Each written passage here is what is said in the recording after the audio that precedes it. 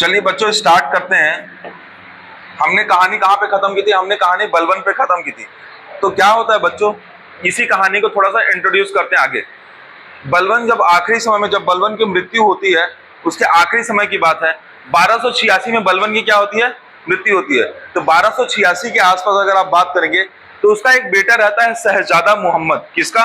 बलवन का। बलवन उम्र में काफी ज्यादा उम्र दराज हो चुका रहता है ना, 75-80 साल का हो चुका रहता है। तो उसका एक बेटा रहता है जिसका नाम होता है शहजादा मोहम्मद, और उस बेटे की मृत्यु हो जाती है। तो उस बेटे की मृत्यु हो जाने की वजह से बलवन को आंतरिक रूप से बहुत क्षति महसूस होता है और वो बहुत ज्यादा मतलब क्षीण होने लगता है। धीरे धीरे बलवन भी क्या होता है, बलवन की भी मृत्यु हो जाती है। और बलवन की मृत्यु होती है 1286 में। ठीक है बच्चों, बलवन के बाद उत्तराधिकारी के तौर पे बहुत सारे लोग आगे आते हैं, क्योंकि शहजादा मोहम्मद ऑलरेडी खत्म हो चुका है। तो इस दौरान एक व्यक्ति होता है जो उत्तराधिकारी बनाते हैं, जिसका नाम है कै खुसरो। वो एक अयोग्य उत्तराधिकारी होता है। कै खुसरो के बाद इसी तरीके से आगे का क्रम चलता है और कैकुबाद नाम का एक अंतिम शासक बनता है 1289 में। उस कैकुबाद का एक सेनापति होता है ना। उस सेनापति का नाम क्या होता है? गयासुद्दीन फिरोज खिलजी। क्या नाम होता है? जलालुद्दीन फिरोज खिलजी नाम होता है। क्या होता है? जलालुद्दीन फिरोज खिलजी नाम होता है। किसका? जो कैकुबाद का सेनापति होता है। अंतिम में वो सेनापति क्या करता है? राजा को मार देता है और खिलजी वंश की स्थापना करता है। किसकी स्थापना करता है? फिरोज खिलजी नाम रहता है। क्या नाम रहता है?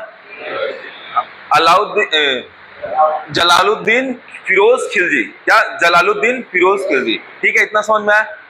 ठीक है, तो हम स्टार्ट कर रहे हैं खिलजी वंश, जिसमें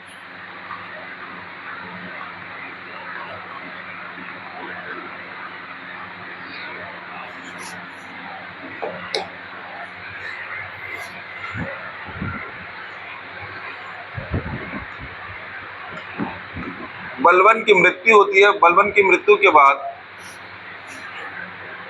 कै खुसरो राजा बनता है। कै खुसरो के राजा बनने के बाद कैकुबाद राजा बनता है। ये कब बनता है? 1289 में। कब? 1289 में। और इसी दौरान इसका जो सेनापति होता है, सेनापति जो होता है उसका नाम क्या होता है? फिरोज खिलजी।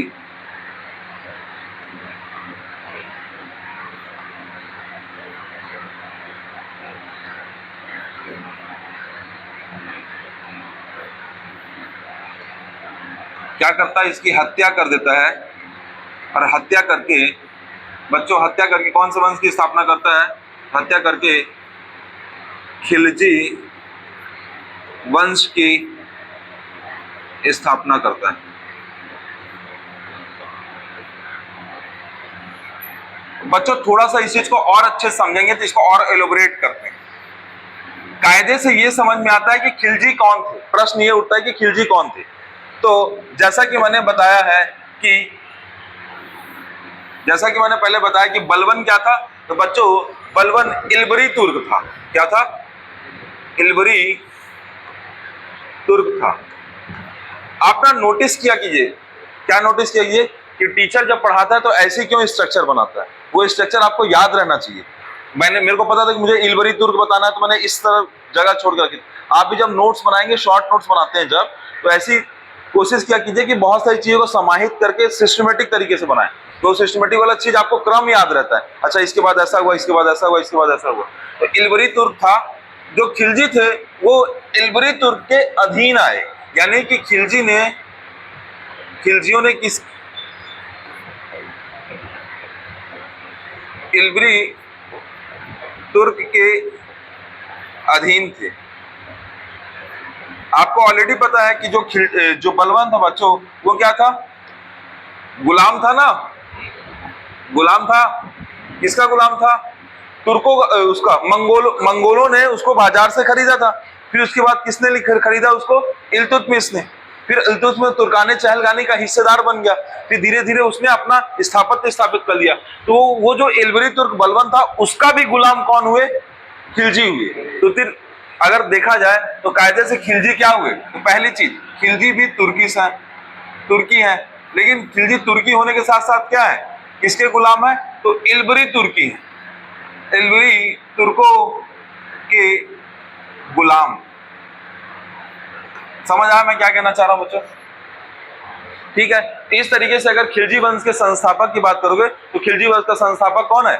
जलालुद्दीन फिरोज खिलजी। ठीक है बच्चों, इसने एक राजधानी बनाई जिसका राजधानी का नाम है किला किरी। अच्छा, उससे पहले खिलजी वंश कब से लेके कब तक था? तो 1290 से लेके 1320 तक जो एक वंश था उसे खिलजी वंश कहते हैं। इसका टाइम पीरियड जो है वो 1290 एडी से लेके 1320 एडी। इसमें मेन हम पढ़ने वाले हैं अलाउद्दीन खिलजी को, और बहुत विस्तार से पढ़ेंगे। ठीक है, संस्थापक कौन है? हाँ, जलालुद्दीन फिरोज खिलजी। अब फिरोज खिलजी बच्चों जब शासन करने आता है तो क्या होता है बच्चों, ये अपने साथ 3 संस्कृति को लेके आता है। कितनी संस्कृति को? 3 संस्कृति को। एक संस्कृति होती है जो खुरासन की जंगली संस्कृति रहती है, खुरासन एक क्षेत्र है मध्य एशिया का, और दूसरी संस्कृति जो होती है अफगानी संस्कृति, और तीसरी होती है गजनबी की संस्कृति। आप बच्चों बार बार याद रखिएगा कि जो हम पहले पढ़े हैं वो नहीं भूलेंगे। गजनबी क्या था? तुर्किश था ना, है ना, और गजनबी और हयात के बीच कौन सा वंश था? गौर वंश आया। तो कहीं ना कहीं गौर वंश में किसका इफेक्ट दिखेगा? गजनियों का दिखेगा। इसी तरीके से जब खिलजी वंश के संस्थापक फिरोज खिलजी यहाँ आया तो कौन कौन सी 3 संस्कृति लेके आया? कायदे से गजनी की संस्कृति, ये खुरासन क्षेत्र है बच्चों, वहां पे खुरासन की संस्कृति और अफगानी संस्कृति। मतलब जो भारत की सोसाइटी जो है, भारत का समाज है, वो 3 संस्कृति के प्रभाव में आया। और तीनों संस्कृति में कौन सा धर्म का प्रभाव है?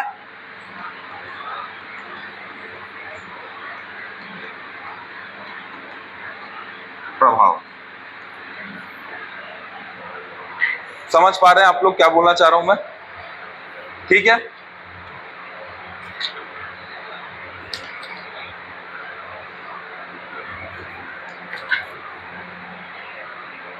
बच्चों जो जलालुद्दीन खिलजी होता है जब वो सत्ता ग्रहण करता है तो उसकी उम्र होती है 70 वर्ष। कितनी होती है? 70 वर्ष। वो चरित्र के अनुसार बहुत ही उदार राजा रहता है। कैसा रहता है? बहुत ही सौम्य और बहुत ही उदार रहता है, क्योंकि उसकी उम्र हो चुकी रहती है, मैच्योरिटी उसके पास ज्यादा रहती है। ठीक है, अब बच्चों जब जलालुद्दीन फिरोज खिलजी सत्ता में आता है तो बलबन से संबंधित एक व्यक्ति है जिसका नाम है मलिक छज्जू। क्या नाम है? मलिक छज्जू। मलिक छज्जू सुल्तान का विरोध कर देता है। क्या करता है? सुल्तान का विरोध करता है। और विरोध जब करता है तो मलिक छज्जू को दबाने का प्रयास करता है कौन? फिरोज खिलजी। क्वेश्चन पूछता है मलिक छज्जू का विद्रोह किससे संबंधित है? तो मलिक छज्जू का विद्रोह किससे संबंधित है? फिरोज खिलजी से। किससे? फिरोज खिलजी से। तो बच्चों होता यह है,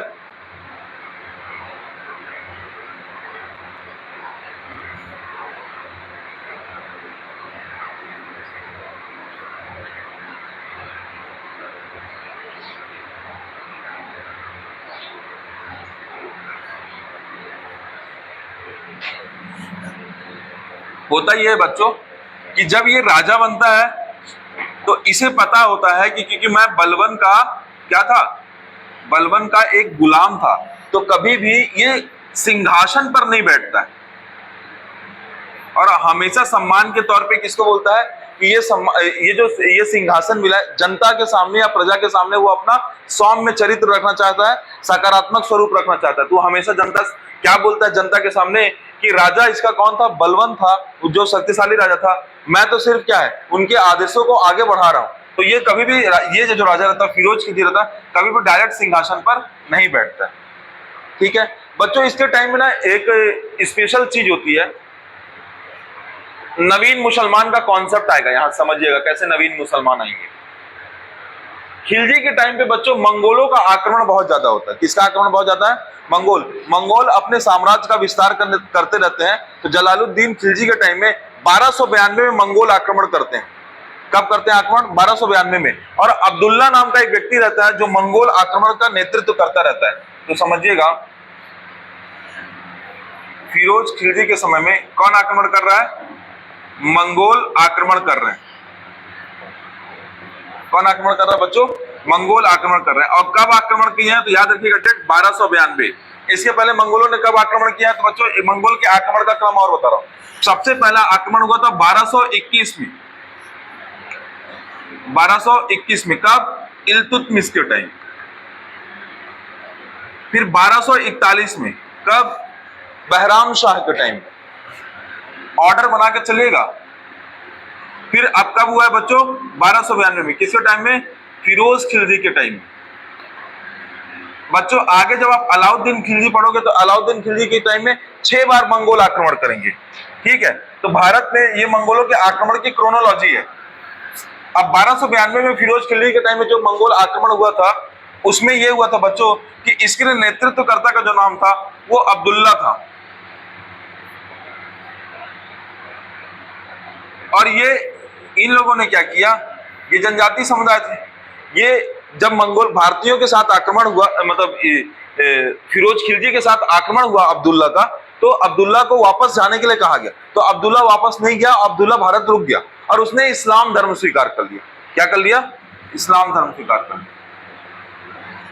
और इस्लाम धर्म जैसे स्वीकार हुआ तो ध्यान से समझिएगा, इस्लाम धर्म जैसे स्वीकार किया गया तो वो फिर क्या कहलाने लगे? नवीन मुसलमान। ऐसे व्यक्ति जिन्होंने इस्लाम धर्म स्वीकार किया बाद में क्या कहलाने लगे? नवीन मुसलमान। बच्चों इसमें भी अलग अलग कॉन्सेप्ट है। कॉन्सेप्ट ऐसा है कि कुछ होते हैं परंपरागत मुसलमान, कुछ होते हैं कन्वर्टेड मुसलमान, और कुछ होते हैं कि उनके पूर्वजों ने मुसलमान या इस्लाम धर्म कबूल किया। तो उस हिसाब से ठीक है, नवीन मुसलमान समझ गए, वो मंगोल आक्रमणकारी जो भारत रुक गए और भारत में आकर रुकने के बाद इस्लाम धर्म को स्वीकार कर लिया, क्या कहलाए? नवीन मुसलमान। ये चंगेज खां की तीसरी जनरेशन थी, यानी चंगेज खां के पोता की कहानी है। चंगेज खां जो प्रारंभ में चालू हुआ था, चीन से चालू हुआ था ना, मध्य एशिया तक लड़ते रहते गया, तो उसका जब थर्ड जनरेशन था वो क्या कहलाया? वो हाँ नवीन मुसलमान कहलाए। क्या कहलाए? ठीक है, क्लियर हुआ कि नहीं हुआ? इतना नोट कर लीजिए।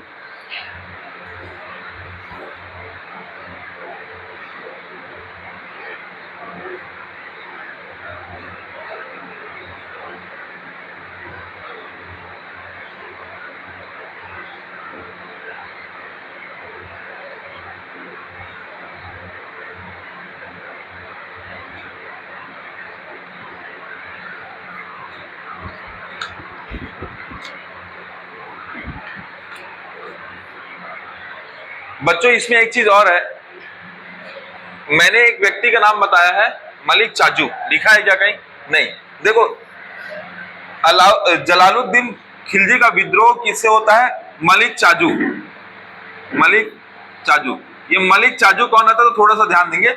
बलबन का जो बेटा रहता है उसकी तो मृत्यु हो चुकी रहती है, तो बलबन का जो भतीजा रहता है उसका नाम क्या रहता है? मलिक चाजू। और वो दिल्ली में क्या करना चाहता है? दिल्ली का राजा बनकर शासन करना चाहता है। इसलिए क्या करता है, जब खिलजी आता है तो मलिक चाजू को कड़ा नाम का एक जगह है वो दे देता है as a governor, as a सूबेदार कि आप यहाँ करो। लेकिन मलिक चाजू सिर्फ उससे संतुष्ट नहीं रहता है, वापस दिल्ली पे अटैक करता है। जब दिल्ली पे अटैक करता है तब जब दिल्ली पे अटैक किया जाता है तब इसके विद्रोह को खिलजी द्वारा इसके विद्रोह को दबा दिया जाता है। ठीक है, मलिक चाजू कौन है? मलिक चाजू का विद्रोह किससे संबंधित है पूछता है, तो फिरोज खिलजी से संबंधित है। उसका उद्देश्य क्या था? दिल्ली सल्तनत पर राजा बनना। ठीक है, और जिसके विद्रोह कौन दबाएगा? फिरोज खिलजी दबाएगा।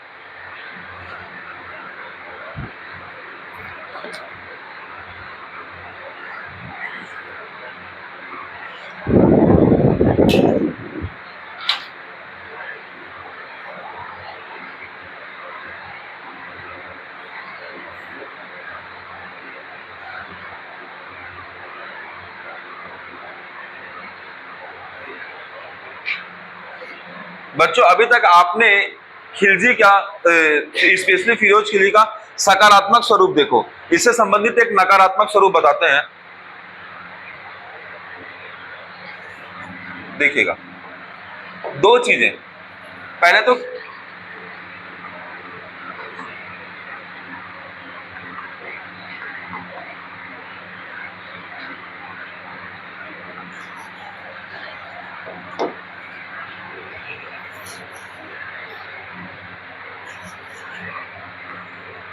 बच्चों ये क्या करता है, रणथंभौर विजय के लिए प्रयास करता है। क्या होता है बच्चों, आप ऐसे समझिएगा,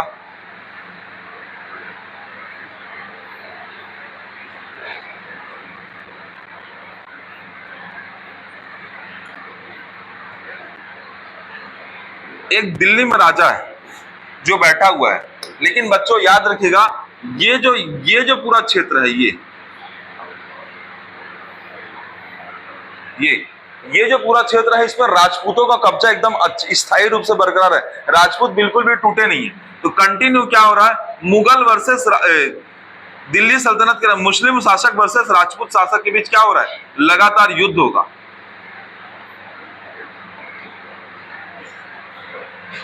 क्योंकि बच्चों आपको खुद पता है कि दिल्ली सल्तनत में क्या हो, लगातार वंश चेंज हो रहे हैं। पहले कौन सा वंश आया, गुलाम वंश, अब कौन सा वंश आया, खिलजी वंश। और यहाँ पे जो राजा है, वो राजा क्या चाहता है, वो राजा इस क्षेत्र को विजित करना चाहता है, यहाँ अटैक करके इसको, फिर इसको, फिर इसको, इस तरीके से इस क्षेत्र को जीत के अपना क्या करना, साम्राज्य का विस्तार करना चाहता है। और इनका खुद का विस्तार इन क्षेत्रों में है, इन क्षेत्रों में तो है, लेकिन इधर अपने क्या करना चाहता है, विस्तार करना चाहता है। और साउथ में बात करोगे तो याद रखो, चोल कब तक गए हैं, 1270 तक गए हैं, राजेंद्र तृतीय, याद है। तो चोल तो नीचे बैठे हुए हैं, और सिर्फ सत्ता कहां परिवर्तित हुई है, दिल्ली में, लाहौर में, पेशावर में, कराची में, ऊपर आपका काबुल में लगातार गजनी आक्रमण हुआ ना, तो इसी तरीके से ऊपर जीतेगा नीचे आए, है ना। तो गुजरात तक जीते थे, जीत के वापस चले गए। तो दिल्ली सल्तनत में क्या हुआ, फिरोज तुगलक क्या करता है, पहला आक्रमण करता है खिलजी वंश का, जो राजपूतों पे आक्रमण करता है रणथंभौर के लिए। तो बच्चों जब रणथंभौर के लिए आक्रमण करता है, तो होता ये है बच्चों कि रणथंभौर को वो जीत नहीं पाता है। क्यों? क्योंकि जो राजपूत शासक रहते हैं, उनका जो राज्य रहता है, राज्य में उचित किलेबंदी रहती है। तो क्या होता है, फिरोज शाह तुगलक की पहली हार होती है, जो कौन सा है, रणथंभौर के क्षेत्र में, यानी राजपूतों से वो हार जाता है। दूसरी बात बच्चों, एक व्यक्ति है, बहुत बड़े संत रहते हैं, उसका नाम है सिद्दी मौला। सिद्दी मौला, सिद्दी मौला एक ईरानी व्यक्ति रहता है, जो ईरान से आए रहते हैं। और सिद्दी मौला एक प्रकार से क्या रहते हैं, संत रहते हैं। क्या रहते हैं, संत।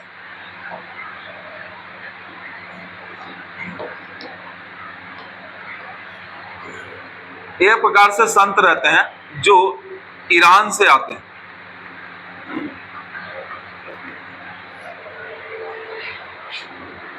बच्चों इस संत की सबसे अच्छी बात ये होती है कि जब भारत आते हैं, तो ये धनाढ्य परिवार से रहते हैं, ये भारत आते हैं तो क्या करते हैं, प्रतिदिन 1000 लोगों को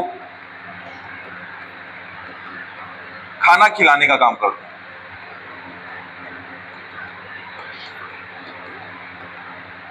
प्रतिदिन क्या करते हैं, ये किसके शासनकाल में चल रहा है, फिरोज खिलजी का। ये प्रतिदिन क्या करते हैं, 1000 लोगों को खाना खिलाते हैं। और इस तरीके से इनको, जो दिल्ली के अमीर लोग थे, जिन्होंने खिलजी का विरोध नहीं किया था, इनको क्या कहना था, इनको खानकाह की उपाधि देते हैं। मतलब ये खानकाह है, किसकी उपाधि देते हैं, खानकाह। और धीरे धीरे क्या होता है बच्चों, ये जो होता है, जनता के बीच प्रसिद्ध होने लगते हैं।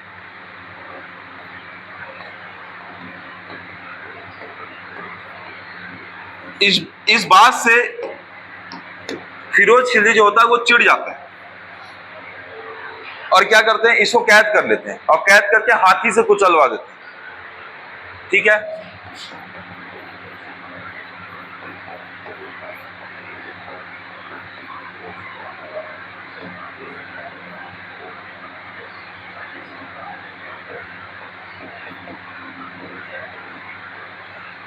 क्या नाम है, सिद्दी मौला। सिद्दी मौला किससे संबंधित है, सिद्दी मौला फिरोज खिलजी से संबंधित है। बच्चों अब इसके अलावा भिलसा राजस्थान का क्षेत्र रहेगा आगे का, मतलब मालवा क्षेत्र के आसपास पड़ता है भीलसा। अब धीरे से एंट्री हो रही है किसकी? अलाउद्दीन खिलजी।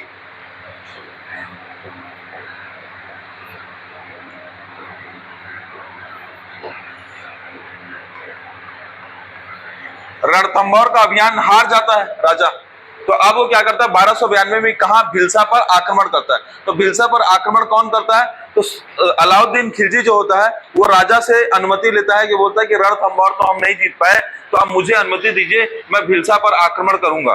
तो राजा उसके लिए एग्री हो जाता है। और अलाउद्दीन खिलजी क्या होता है, याद रखिएगा बच्चों, अलाउद्दीन खिलजी फिरोज खिलजी का भतीजा रहता है। ध्यान दीजिएगा क्या बोल रहा हूं, अलाउद्दीन खिलजी फिरोज खिलजी का क्या रहता है? भतीजा रहता है। क्योंकि यहां पे बताना जरूरी है, कहानी में आगे ट्विस्ट आएगा। भीलसा आक्रमण करता है कौन? अलाउद्दीन खिलजी, और वहां के राजा को परास्त कर देता है। और जितना भी धन एकत्रित करता है वो सभी धन किसको दे देता है? सम्राट को दे देता है। सम्राट इस पर बहुत खुश होता है, ठीक है, सम्राट इस पर बहुत खुश होता है। लेकिन अलाउद्दीन खिलजी को यह विश्वास होता है कि मेरे मतलब मैं एक उचित सैन्य शासक हूं और मैं राजा बन सकता हूं। यह विश्वास कौन से विजय से आता है? भीलसा आक्रमण से आता है। अगली बार क्या करता है वो? राजा से अनुमति लिए बगैर, अगली बार क्या करता है बच्चों, वो राजा से अनुमति लिए बगैर देवगिरी पर हमला कर देता है। कहां पे? देवगिरी अभियान।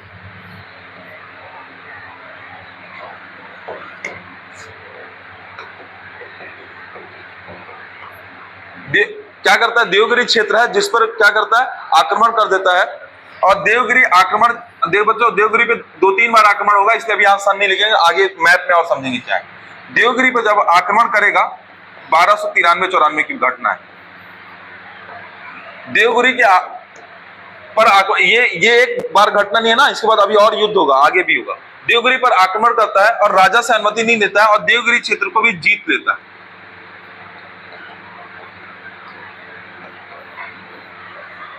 बाद में सुल्तान को पता चलता है तो सुल्तान बहुत खुश होता है कि अलाउद्दीन खिलजी एक सशक्त व्यक्ति है। तो इस जीत का जश्न मनाने के लिए क्या करता है वो? एक जगह है बच्चों, कड़ा मानिकपुर। क्या जगह है? कड़ा मानिकपुर। वहां पे एक उत्सव का आयोजन करता है कौन? फिरोज खिलजी। क्यों खुश होता है? क्योंकि राजा को बताए बगैर अलाउद्दीन खिलजी देवगिरी पर आक्रमण करता है और उसको क्या करता है? जीत लेता है। और इससे क्या होता है? राजा बहुत खुश होता है और कड़ा मानिकपुर में, कहा?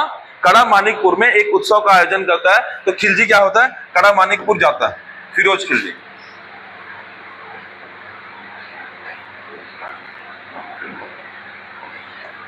जैसे फिरोज खिलजी कड़ा मानिकपुर जाता है तो अलाउद्दीन खिलजी धोखे से फिरोज खिलजी को मार देता है।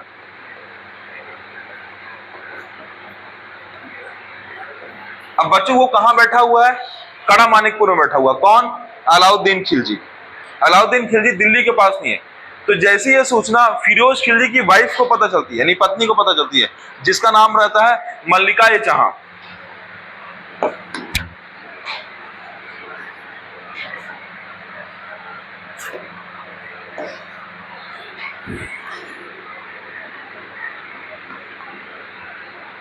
फिरोज खिलजी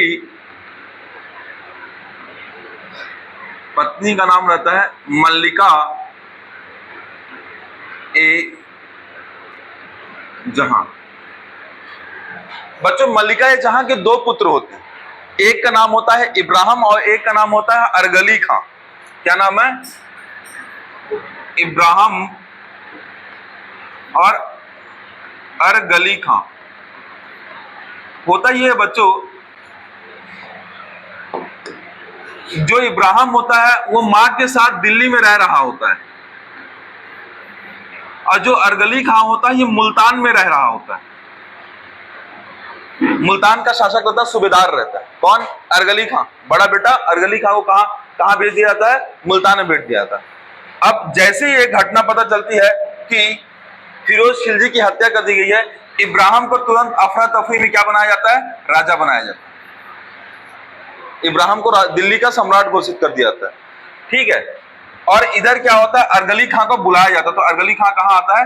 दिल्ली की तरफ आगे बढ़ता है। जो अलाउद्दीन खिलजी रहता है वो बहुत सारी सेनाओं को लेके, जो भी, क्योंकि वो शासक रहता है, वो बहुत सारी सेना और युद्ध का में मतलब युद्ध उसको अच्छे से करना आता है, तो इन दोनों पे अटैक कर देता है।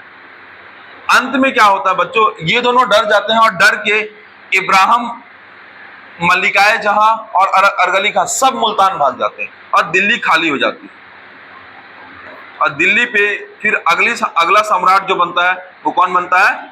अलाउद्दीन खिलजी बनता है। इस तरीके का चीज होता है। समझ आया कि नहीं आया? एक बार मैं रिवाइज करा देता हूं वापस से तो समझ में आएगा। देखो, फिरोज खिलजी था। फिरोज शुरू से देख लेते हैं। खिलजी वंश हम पढ़ रहे थे। खिलजी वंश का हमने देखा कि सबसे पहले बलवन था। बलवन का बेटे की पहले मृत्यु हो जाती है, तो बलवन का उत्तराधिकारी कौन आता है? कैकुसरो रहता है। फिर कैकुसरो का उत्तराधिकारी कौन रहता है? कैकुबाद। और कैकुबाद का सेनापति कौन रहता है? जलालुद्दीन फिरोज खिलजी। जलालुद्दीन फिरोज खिलजी क्या करता है? कैकुबाद की हत्या कर देता है। और कौन सी वंश की स्थापना करता है? तो खिलजी वंश की स्थापना करता है। खिलजी वंश वास्तव में क्या रहते हैं? तो ये इल्बरी तुर्क के गुलाम रहते हैं। क्या रहते हैं? इल्बरी तुर्क के गुलाम रहते हैं। तो ये कायदे से तुर्की हुए, तुर्कियों में भी क्या हुए? इल्बरी तुर्क हुए, इल्बरी तुर्क के क्या हुए? गुलाम हुए। इल्बरी तुर्क होने की वजह से इनके पास गजनी की संस्कृति भी रहती है, खुरासान की संस्कृति भी रहती है, अफगानी संस्कृति रहती है। तो जब ये सोसाइटी का निर्माण करता है या समाज को जब संस्कृति या धर्म का प्रचार करता है, इन तीनों संस्कृति का भी प्रचार करता है। कहां? समाज में। बच्चों, जब फिरोज खिलजी सम्राट बनता है तो उसकी उम्र रहती है 70 वर्ष। तो इसलिए चरित्र के अनुसार वो कैसा रहता है? बहुत ही उदार रहता है और चीजों को समझने वाला रहता है। वो राजा कभी भी सिंहासन पर नहीं बैठता है, क्योंकि वो बलवन को ही क्या बोलता है कि यही मेरे सम्राट थे। वो सिंहासन पर नहीं बैठता है और जनता के प्रति क्या करता है? जनता से उसका अपना अच्छा वैचारिक संबंध बनाता है। ये जो राजा रहता है, इस राजा का विरोध करता है मलिक चाजू। ये मलिक चाजू कौन रहता है बच्चों? तो बलवन का भतीजा रहता है। कौन रहता है? बलवन का भतीजा। तो इसके विद्रोह को दबा दिया जाता है। इसके विद्रोह को क्या किया जाता है? दबा दिया जाता है। और उसको दबाने वाला जो व्यक्ति है वो कौन है? अरगली खान। कौन है? किसका बेटा? खिलजी का, फिरोज खिलजी का बेटा रहता है, जो अरगली खां किसको हराता है? मलिक चाजू को हरा के दमन कर देता है उसका। फिर बच्चों क्या होता है? अगले विजय में रणथंभौर की तरफ अटैक करते हैं। जब रणथंभौर की तरफ अटैक करते हैं तो क्या होता है कि रणथंभौर राजपूतों के साथ पहला युद्ध होता है दिल्ली सल्तनत के किसी राजा का। तो पहले में क्या होता है? पहले में ये हार जाते हैं या मतलब भेद ही नहीं पाते हैं, क्योंकि चारों साइड से किलेबंदी रहती है। फिर सिद्दी मौला नाम का एक व्यक्ति रहता है, जो कि कैसा संत रहता है? ईरानी संत रहता है, और प्रतिदिन 1000 लोगों को खाना खिलाता है, जिससे उसकी क्या होता है? उसका मतलब पॉजिटिव इंपैक्ट सोसाइटी में पड़ने लगता है और जनता उससे खुश होने लगती है। तो इस चीज में क्या करता है? सिद्दी मौला को कैद करके वो हाथी से कुचलवा देता है। इस दौरान अब एंट्री किसकी होती है? अलाउद्दीन खिलजी की। क्रमानुसार पढ़िएगा। अलाउद्दीन खिलजी आएगा, भिलसा का आक्रमण करेगा और देवगिरी का अभियान करेगा। तो भिलसा का आक्रमण भी जीतेगा। भिलसा के आक्रमण में राजा की अनुमति लेगा और देवगिरी के आक्रमण में राजा की अनुमति नहीं लेगा, और अंत में क्या करेगा? जीत जाएगा। तो और उत्सव का आयोजन करेगा कौन? खुश होकर फिरोज खिलजी। कहां पे? कड़ा मानिकपुर में। और कड़ा मानिकपुर में फिरोज खिलजी को क्या किया जाएगा? मार दिया जाएगा। ठीक है। तब दिल्ली को लेके मल्लिकाए जहां बोलेगी कि इब्राहिम अगला सल्तनत का राजा होगा। ऐसी कंडीशन में क्या होगा? अलाउद्दीन खिलजी अटैक करेगा दिल्ली में। तो तीनों लोग मिलके अलाउद्दीन खिलजी के अटैक को नहीं झेल पाएंगे और तीनों लोग भाग के कहां चले जाएंगे? मुल्तान चले जाएंगे। तो दिल्ली का राजा कौन बन जाएगा? अलाउद्दीन खिलजी। क्लियर हुआ सभी लोगों को?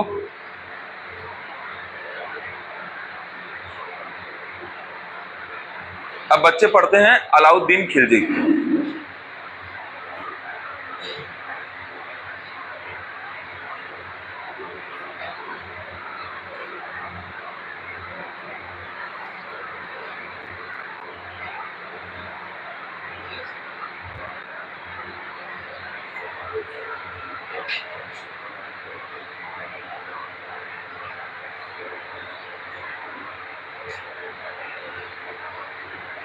बढ़े आगे।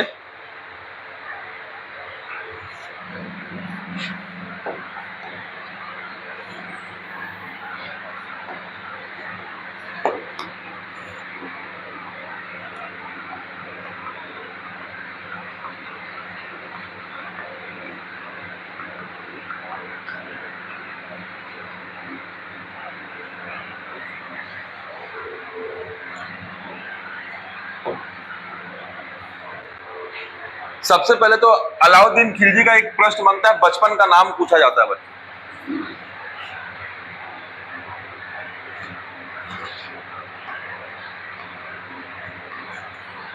अली गुरसास,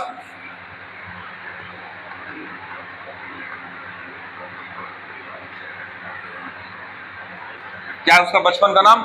अली गुरसास उसका बचपन का नाम होता है। इसके उपनाम होता है क्योंकि बच्चों अलाउद्दीन खिलजी एक ऐसा राजा रहता है जो अपने जीवन में दो उद्देश्य बना के चलता है, उसको बताएंगे। और दो उद्देश्य बना के चलता है जिसमें एक उद्देश्य बनाने की वजह से उसे गजे सिकंदरी बोलते हैं या सिकंदरे सानी बोलते हैं। दो चीज बोलते हैं, क्या बोलते हैं? गजे सिकंदरी और सिकंदरे सानी। इसे द्वितीय सिकंदर या सिकंदरे सानी भी कहा जाता है। वो सिकंदर के समान विश्व का विजेता बनना चाहता है। कौन? अलाउद्दीन खिलजी। अलाउद्दीन खिलजी क्या चाहता है? वो भी विश्व का विजेता बनना चाहता है। बच्चों सबसे पहले ये कर्ण मानिकपुर का क्या होता है? सूबेदार रहता है। वहीं पे जहां सूबेदार रहता है वहीं पे क्या होता है? आयोजन कराते हैं, वहीं पे उसकी हत्या किया। तो कर्ण मानिकपुर का सूबेदार रहता है। अब दिल्ली में इसका क्या होता है? राज्याभिषेक होता है। तो दिल्ली में राज्याभिषेक कहाँ होता है? तो बलबन का जहां राज्याभिषेक हुआ था, बलबन का एक लाल महल रहता है दिल्ली में, तो बलबन के लाल महल में किसका राज्याभिषेक होता है? तो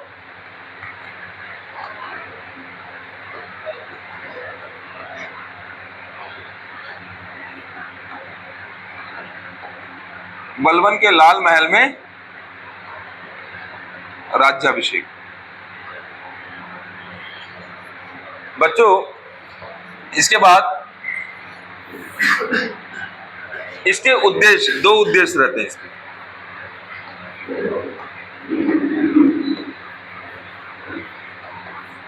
पहला, ये विश्व विजेता बनना चाहता है।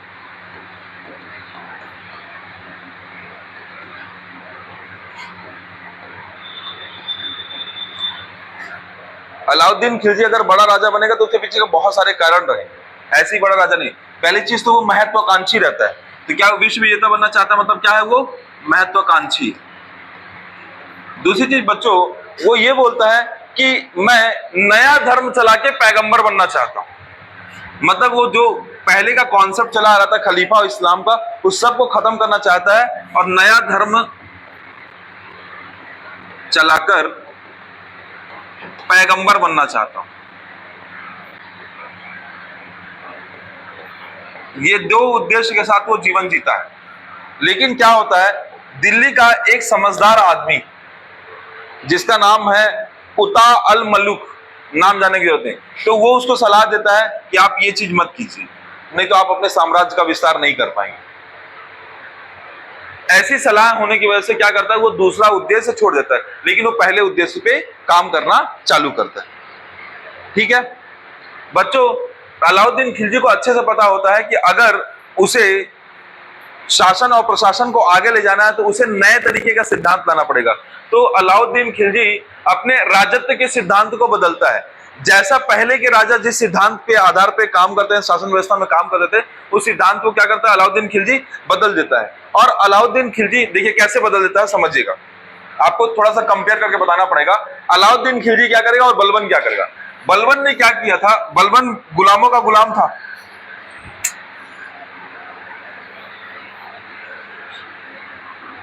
बलबन गुलामों का गुलाम था, तो उसने क्या किया था, उसकी दो तीन बातें समझिएगा जिसको अलाउद्दीन खिलजी नहीं करेगा।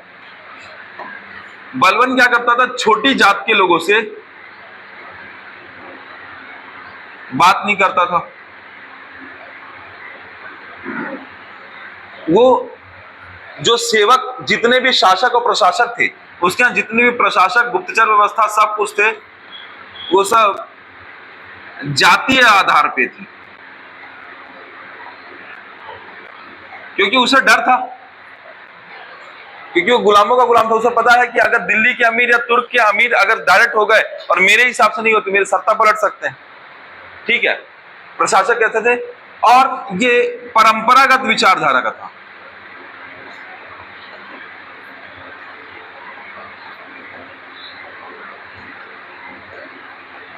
बच्चों ये किस पे विश्वास करता था? सिजदा पे, नौरोज नाम का त्योहार बनाता था, ठीक है, पेबोस या पोबोस,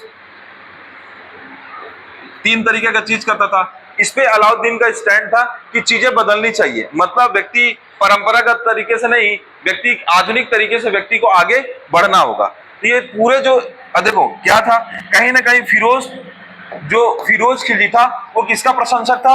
बलबन का प्रशंसक था, और बलबन को हमेशा सिंहासन पर बैठा के सिंहासन किया। अलाउद्दीन खिलजी ने उस पूरे कॉन्सेप्ट को बदला, और अलाउद्दीन खिलजी क्या लेके आते? तो अलाउद्दीन खिलजी का कहना था कि अब योग्यता के आधार पे होगा, कोई प्रशासक का चुनाव होगा तो योग्यता के आधार पे होगा, ना कि जातिगत होगा। तो पहली चीज यह है कि उसने जितने भी लोगों का नियुक्ति की वो किस आधार पे की? योग्यता के आधार पे की। दूसरी चीज,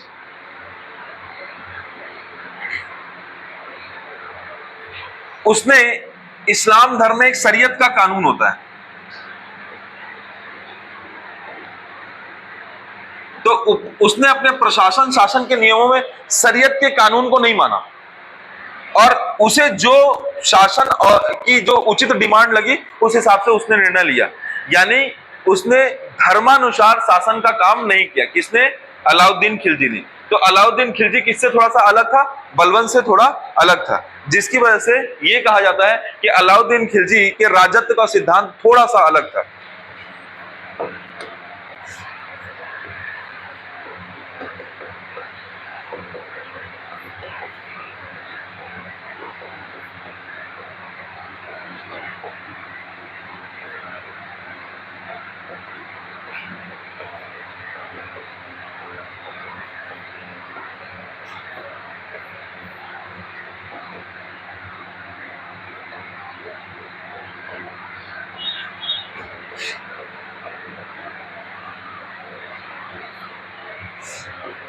विचारधारा का अनुकरण किया।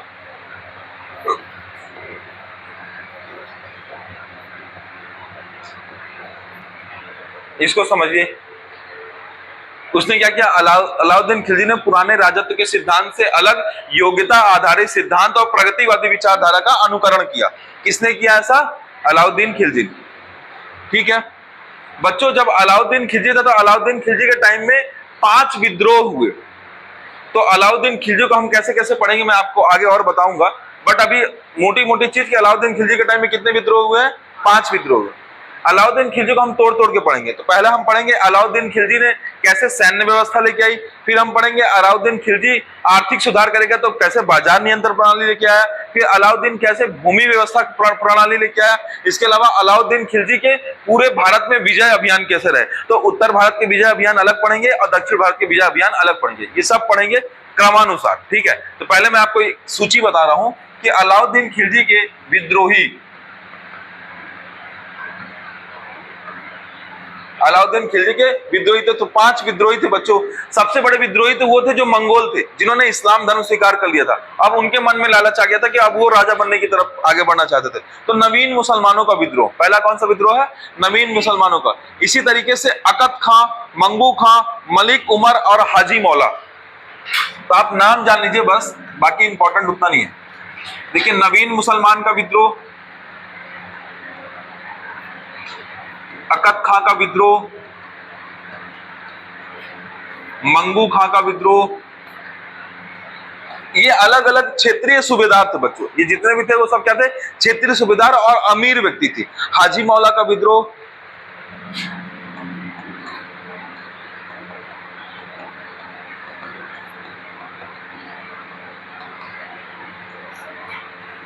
और मलिक उमर का विद्रोह।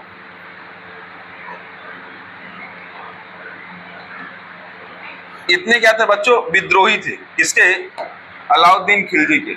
अब इन विद्रोही को काउंटर करेगा वो कैसे? विद्रोही का इसके 4 प्रमुख कारण होंगे। ये विद्रोही कैसे जन्म लेते थे, या ये विद्रोही कैसे इसके विद्रोह में बने हुए थे। तो पहला कारण यह है बच्चों कि राजा इन विद्रोहियों को दबाने के लिए राजनीतिक गतिविधियों पर ध्यान देने लगा। मतलब राजा ने क्या किया? प्रजा के बीच क्या चल रहा है इसके लिए गुप्तचर व्यवस्था शुरुआत की। तो इन सबको समाप्त करने के लिए उसने, देखो 2 राजा होते हैं। एक राजा ऐसा होता है कि इन लोगों के सामने युद्ध किया और इनको नाश किया और बैठा दिया, लेकिन उसने सिस्टम बनाने पे विश्वास किया। किसने?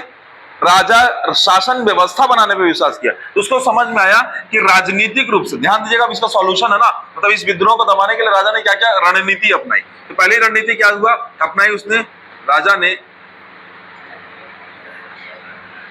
गुप्तचर विभाग बनाया।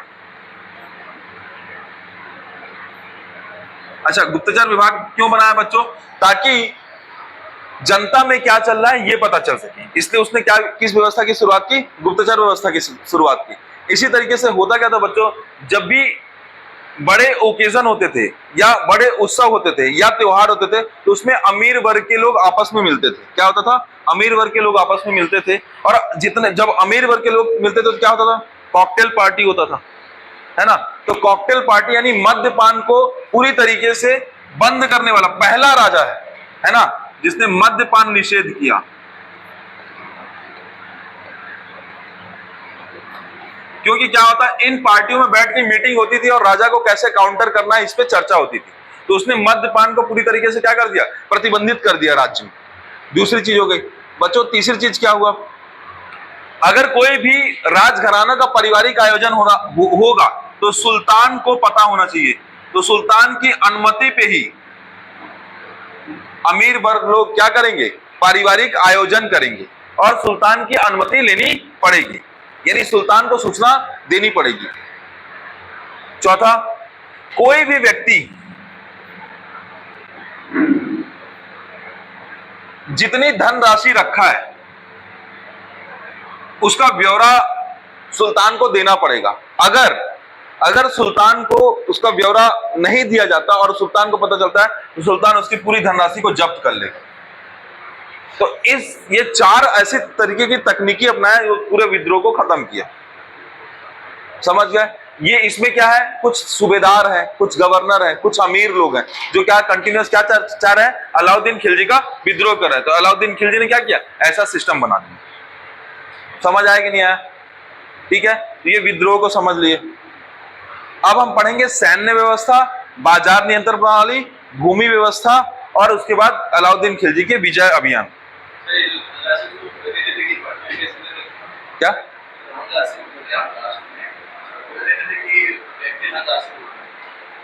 व्यक्ति धनराशि, राजा को सूचना देना होता था। राजा को सूचना देना होता था कि हमारे पास इतना धन है। अगर राजा को सूचना गलत मिली या राजा को लगता है कि इसके पास धन ज्यादा है, राजा का उद्देश्य काउंटर था, ये सब बोलने के लिए था कि आप इतने ज्यादा धन का सूचना दो। राजा का काउंटर उद्देश्य ये था कि कौन सा व्यक्ति के पास धन है और ये व्यक्ति बदमाशी कर सकता है, तो मेरे को पता होना चाहिए। तो उस व्यक्ति को कंट्रोल करने के लिए होता है। और राजा को अगर लगेगा कि ज्यादा पैसा है तो उसको समझ में आ जाएगा कि मेरी ताकत कम होगी, तो वो क्या करेगा? उसका धन को खींच लेगा। ठीक है, आगे बढ़े।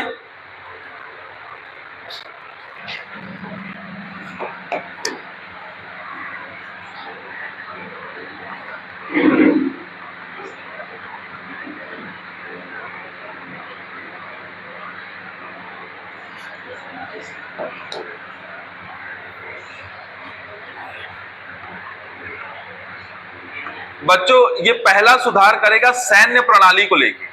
किसका सुधार करेगा? सैन्य प्रणाली को लेके। शॉर्टकट में सुनते चलेगा। सैन्य प्रणाली को लेके क्या करेगा? तो सैन्य प्रणाली को लेकर सबसे पहले ये स्थायी सेना का निर्माण करेगा। किसका निर्माण करेगा? स्थायी सेना। इसके पीछे का रीजन है बच्चों, मंगोल, देखो नवीन मुसलमान तो कन्वर्ट हो गए, लेकिन जो और मंगोल हैं जो ये जानते हैं कि कुछ मंगोल इस्लाम धर्म का लिया, नवीन मुसलमान हो गए, तो वो मंगोल लगातार आक्रमण करेंगे कि हमारा कोई तो चांस बनता है भारत में, तो लगातार आक्रमण करेंगे। तो इसलिए अलाउद्दीन खिलजी को क्या रखना पड़ा? स्थायी सेना रखना पड़ा। अलाउद्दीन खिलजी ने जागीर प्रथा को खत्म किया। जागीर प्रथा में क्या था कि अगर कोई सैनिक रहेगा तो उसको साल भर का वेतन के तहत वेतन में पैसा ना देके क्या कर देना पड़ेगा? उसको जमीन दे देता था, जागीर दे देते थे। ठीक है, तो स्थायी सेना सैनिक वेतन निर्धारित किया। हालांकि बच्चों ये जो सैनिक वेतन था, ये सैनिक वेतन कम दिया जाता था। तो क्या होगा? सेनाएं असंतुष्ट हो जाएंगी। तो सेनाएं असंतुष्ट ना हो इसलिए ना सेनाओं की संतुष्टि के लिए, समझिएगा, सेनाओं की संतुष्टि के लिए उसने क्या किया? सेनाओं की संतुष्टि के लिए उसने बाजार नियंत्रण प्रणाली के आए। मतलब बाजार में कोई भी व्यापारी अपने मनमानी अनुसार वस्तु का मूल्य निर्धारित नहीं करेगा। वस्तु का मूल्य निर्धारण किसका काम रहेगा? व्यापारी का तो रहेगा, लेकिन राजा उसकी अनुमति आवश्यक। और जो भी सैन्य प्रशासन में थे उनको वो सामान कैसा मिलता था? सस्ते दामों में मिलता था। समझ आया? इस तरीके से उसने क्या किया? सेनाओं को क्या किया? संतुष्ट किया। तो पहला स्थायी सेना, फिर सैनिकों का वेतन निर्धारित कर दिया, तीसरा सैनिकों की संतुष्टि का भी उसने ध्यान रखा। आगे की बात करेंगे बच्चों, सैनिकों की पोजीशन वो टाइट करता है। कैसे टाइट करेगा तो देखिएगा। मान लीजिए कोई युद्ध हो रहा है और युद्ध के समय किसी एक सैनिक को कहा गया कि आप युद्ध में जाइए, और वो सैनिक क्या करता है? अपने से नीचे, अपने से कमजोर या अपने से ताकतवर दूसरे सैनिक को भेज देता है। तो उसने सैनिक का बैच नंबर अलॉट किया। ठीक है। दूसरा चीज, उसने जो घोड़े यूज हो रहे थे तो घोड़े में दाग प्रणाली की शुरुआत की। समझ गए? घोड़े में एक सील लगाना चालू किया, दाग प्रणाली, ताकि उसको पूरे चीज का पता रहे कि ये सैनिक युद्ध में गया है, ये घोड़ा युद्ध में गया है। ऐसा किसने किया? अलाउद्दीन खिलजी ने किया। और इसके लिए उसने सिस्टम बनाया। ठीक है। इस सिस्टम में, जिसमें घोड़े की अच्छी देखभाल की जाती थी, घोड़े अच्छे नस्ल के घोड़े रखे जाते थे, उसके लिए एक विभाग बनाया जिसे पाय वाह विभाग कहते हैं।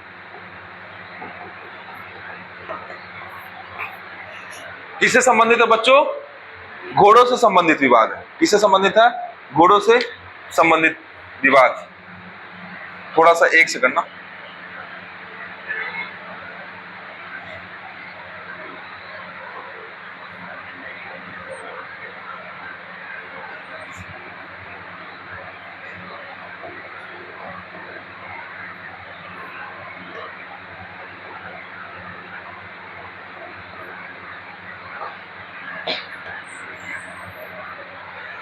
ठीक है। सैन्य प्रणाली समझ में आया? सैन्य प्रणाली को एक साथ अब क्या करेगा राजा? बाजार नियंत्रण प्रणाली अपनाएगा। क्या अपनाएगा? बाजार नियंत्रण प्रणाली अपनाएगा। तोड़ तोड़ के पढ़ रहे हैं बच्चों, मेंस में तो प्रश्न आते ही है।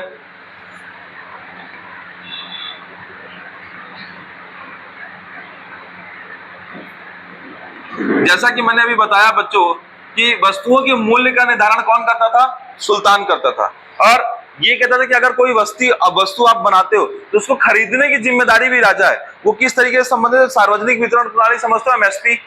जैसे अरे तुम्हारे यहाँ किसान छत्तीसगढ़ को धान का कटोरा बोलते हैं ना। छत्तीसगढ़ में धान क्यों उगाई जाती है इतनी? क्योंकि 23 प्रकार की फसलें हैं जिनमें क्या मिलता है? जिनमें एमएसपी मिलता है। जिसमें सबसे पहली फसल है जिसमें भारत सरकार ने एमएसपी देना चालू किया, वो है गेहूं। और अन्य फसलों में बात करोगे तो मुख्य खाद्यान्न फसल में आता है चावल। चावल पे एमएसपी मिलता है। उसी तरीके से राजा ने क्या किया कि कृषक को इस तरीके से कंट्रोल किया कि आप सामान उगाइए या सामान बनाइए, आप अगर सामान नहीं खरीदा जाएगा तो मेरे द्वारा सामान खरीदा जाएगा। तो उसने बाजार पे नियंत्रण कसा। एक तरीके से क्या किया? नियंत्रण कसा। और उसके मूल्य का निर्धारण भी किया कि फिक्स अमाउंट है, इतना ही आपके वस्तु का मूल्य होगा, इससे ज्यादा आप वस्तु का मूल्य नहीं बढ़ा सकते। ठीक है। तो इसने एक कॉन्सेप्ट है, इसको क्या बोलेंगे? स्थिर मूल्य पर वस्तुओं का क्रय विक्रय किया। स्थिर मूल्य पर वस्तुओं का क्रय विक्रय किया। ये समझ में आया कि नहीं आया? ठीक है। दूसरी चीज, इसने मंडी बनवाई। मंडी 3 प्रकार की थी।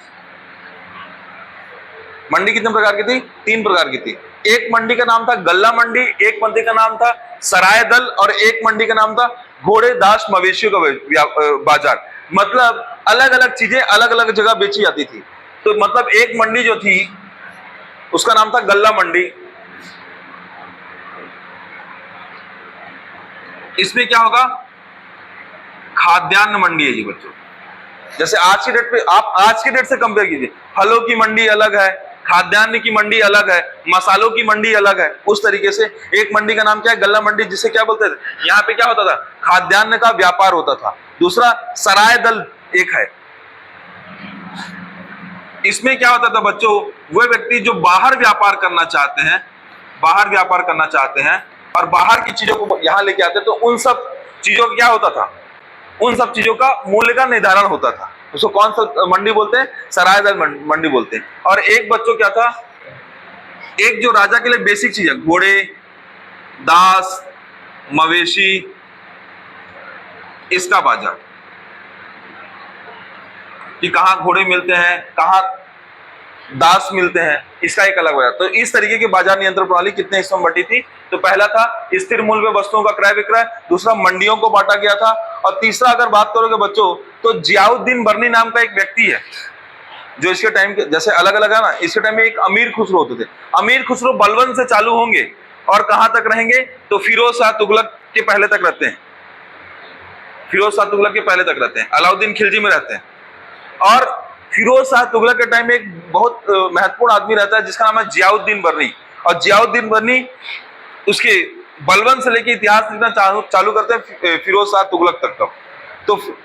वो एक किताब लिखते हैं जिसमें 3 ऐसे राइटर हैं जिनकी किताब में अलाउद्दीन खिलजी के बाजार नियंत्रण प्रणाली का उल्लेख है, जिसमें पहले राइटर का नाम है जियाउद्दीन बर्नी।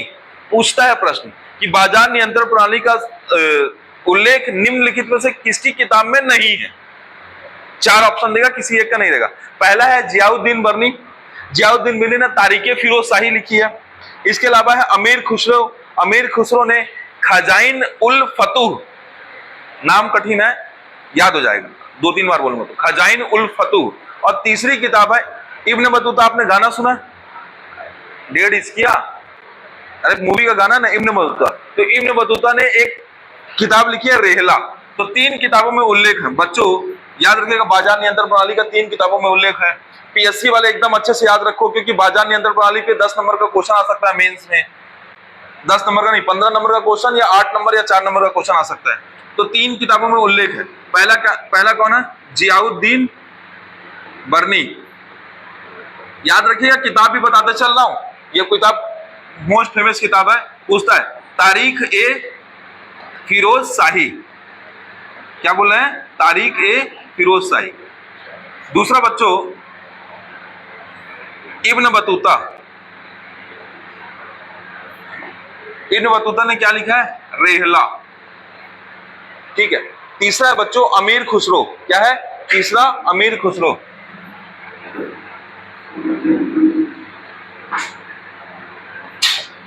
तीसरा क्या है बच्चों, अमीर खुसरो। अमीर खुसरो ने खजाइन उल फतूह,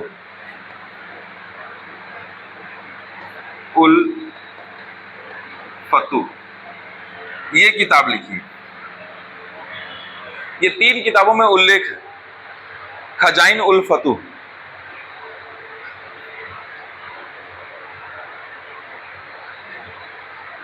जैसे मैं पढ़ा रहा हूं ना इस बार, ऐसे पढ़ लो, बुक में अलग तरीके का, बुक का पैटर्न प्री कम मेंस है, याद रखेंगे, उसमें क्वेश्चन है।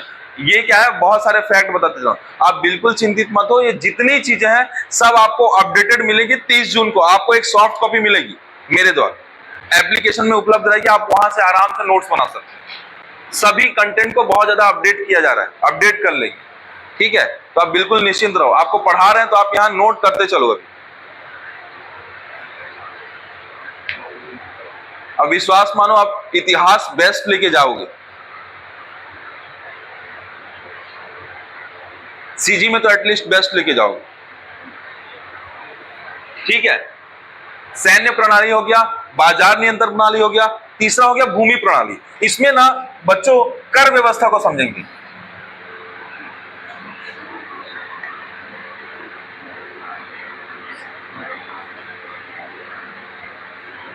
बच्चों जब राजा सेना रख लेता है ना, तो राजा को टैक्स चाहिए होता है प्रशासन को अच्छे से चलाने के लिए। तो टैक्स कैसे होगा, तो अलाउद्दीन खिलजी ना बच्चों कुल मिला के 4 प्रकार के टैक्स रखा हुआ था। एक टैक्स का नाम था घरी, एक टैक्स का नाम था चरी, एक टैक्स का नाम था जजिया जकात, और एक टैक्स का नाम था खम्स। तो इस चारों के बारे में लिखते हैं, ये इंपॉर्टेंट है। ये पूछता है बच्चों सही जोड़ी बना के, 1 2 3 4 बोलेगा किससे संबंधित क्या है। तो पहला मैं बता रहा हूं बच्चों, घरी।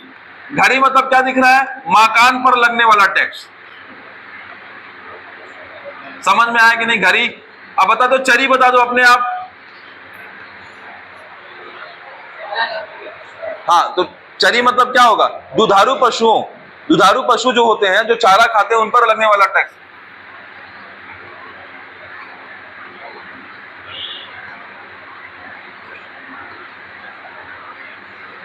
बच्चों जजिया जकात तो मैंने बताया है,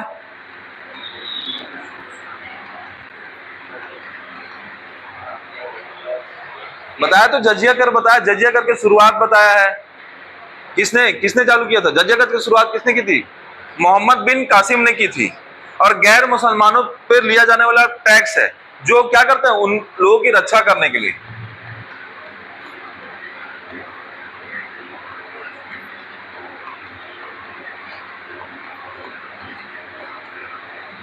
और बच्चों एक और टैक्स है जिसे कहेंगे खम्स। क्या कहेंगे? खम्स।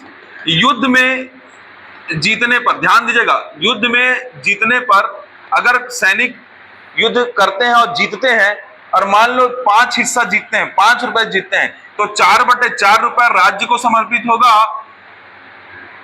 और 1 रुपए सैनिक लेके जाएगा। इस तरीके का ये क्या हो गया? टैक्स प्रणाली होगी, है ना। तो अलाउद्दीन खिलजी की क्या होगी? भूमि कर प्रणाली। क्या है? भूमि कर प्रणाली। ये क्या है? कर व्यवस्था।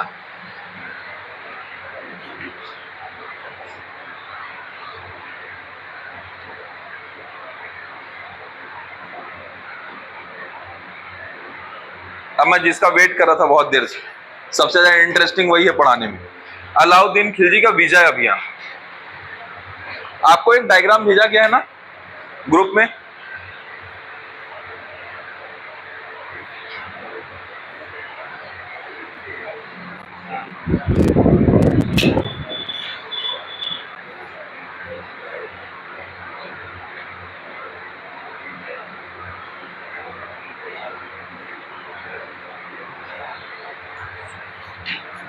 आगे बढ़े।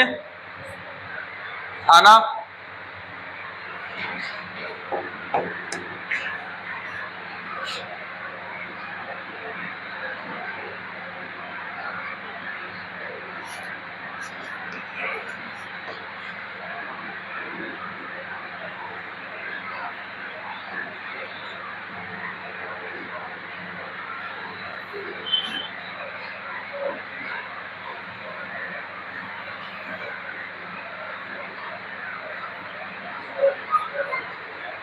बच्चों अब हम देखने जा रहे हैं अलाउद्दीन खिलजी का विजय अभियान। ठीक है, तो अलाउद्दीन खिलजी के विजय अभियान का सिर्फ मैपिंग वाला पार्ट देख लेते हैं, है ना, कि क्या क्या है, फिर हम इसको कल और डिटेल में देखेंगे। बस मैं आपको लोकेशंस बता दूं।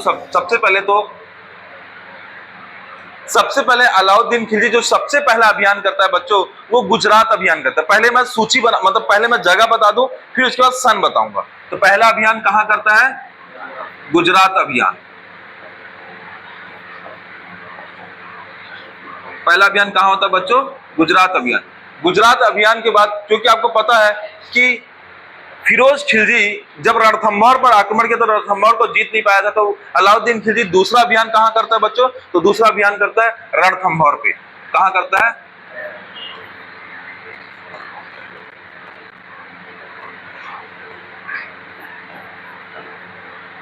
इसी तरीके से बच्चों अलाउद्दीन खिलजी एक और अभियान करता है, जिसे कौन सा अभियान बोलते हैं? चित्तौड़ अभियान। अलाउद्दीन खिलजी एक और अभियान करेगा जो बच्चों, जिसे कहेंगे मारवाड़ अभियान। मतलब देखो, वो राजपूतों के अगेंस्ट लगातार क्या कर रहा है? युद्ध लड़ रहा है। ठीक है, इसी तरीके से एक और अभियान होगा बच्चों, जो मालवा क्षेत्र को लेकर अभियान होगा, उसे मालवा विजय कहेंगे।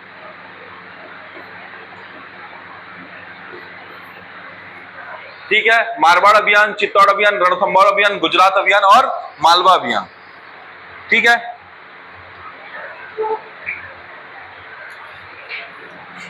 एक और है बच्चों जिसको जालौर क्षेत्र कहते हैं। क्या? जालौर क्षेत्र, ये भी यहीं पे।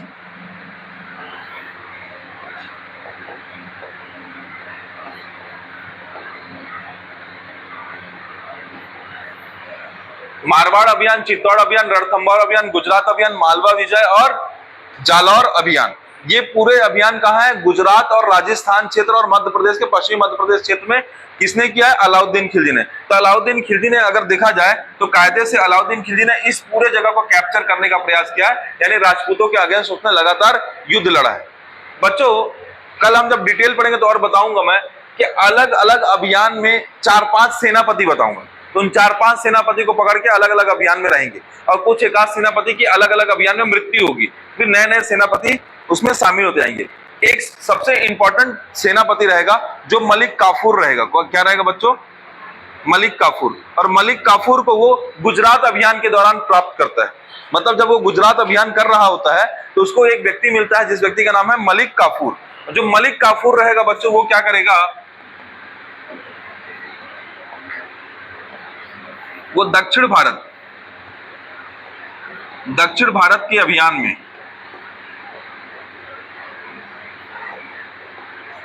सजग रहेगा। और दक्षिण भारत के कौन कौन से अभियान होंगे बच्चों? मैं बस सिर्फ सूची बता रहा हूं। एक होगा बच्चों देवगिरी का अभियान, एक होगा वारंगल का अभियान, एक होगा द्वार समुद्रम यानी होयसल के लिए, एक मदुरई का अभियान, और लास्ट में फिर से देवगिरी पे दोबारा आक्रमण होगा। तो यानी देवगिरी पे कितने बार आक्रमण होगा? 3 बार। सबसे पहले तो जब खिलजी के टाइम में था वो, तो बच्चों याद रखिएगा, एक होगा, मैं यहां सूची बना दूं क्या? एक होगा देवगिरी, एक कौन सा होगा? देवगिरी। दूसरा होगा बच्चों वारंगल, तीसरा होगा बच्चों द्वार समुद्रम, चौथा होगा मदुरई। ये पूरे अभियान होंगे, देवगिरी, वारंगल, द्वार समुद्रम और मदुरई। ठीक है, आपको मैप डायग्राम दिया। अब सबका सूची बना के हम क्या करेंगे? कल सबसे पहले एक टेबल बनाएंगे, या फिर हो सकता है इन पूरे अभियान की टेबल की सूची मैं अभी आपको व्हाट्सएप में भेजूं और उसके बाद आगे और डिटेल पर पढ़ेंगे। ठीक है, तो चलिए आज की क्लास को यहीं पे एंड करते हैं। ठीक है।